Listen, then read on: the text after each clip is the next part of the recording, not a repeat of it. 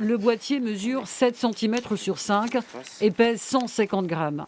C'est pour l'instant un prototype qui permet de mesurer la qualité de l'air que l'on respire. Le capteur français sous forme de boîtier est relié à une application sur le téléphone portable.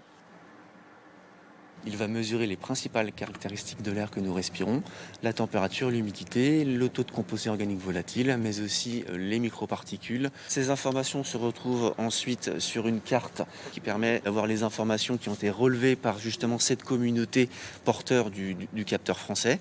Plus le taux prélevé se rapproche de 100 et plus l'air que l'on respire est de qualité. Un an de recherche a permis à ces deux anciens directeurs commerciaux d'une filiale d'économie d'énergie du bâtiment de concevoir ce capteur mobile et fixe. C'est sa particularité. La crise sanitaire a été l'élément déclencheur. On a commencé en mars 2020, au moment du confinement, à se rendre compte qu'on passait beaucoup de temps à l'intérieur et c'est à l'intérieur qu'on prenait le plus de risques liés au Covid, mais pas que. Les particules fines sont un élément très important de la qualité d'air et c'est à cause de cette piètre qualité d'air qu'on attrape beaucoup de maladies aujourd'hui. Pour développer leur capteur, les deux entrepreneurs se sont installés dans les locaux d'Agrilab à Beauvais, un lieu qui regroupe plusieurs start-up et permet aux futurs chefs d'entreprise d'utiliser du matériel de pointe en partageant leurs expériences. Pour fabriquer ce capteur français, les matériaux sont durables.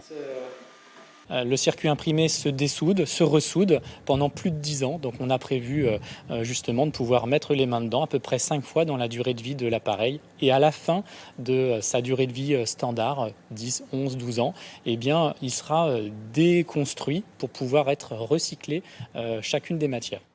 Il reste aux deux start-upers de trouver des fonds pour lancer la fabrication de ces boîtiers. Le capteur d'air devrait être loué une dizaine d'euros.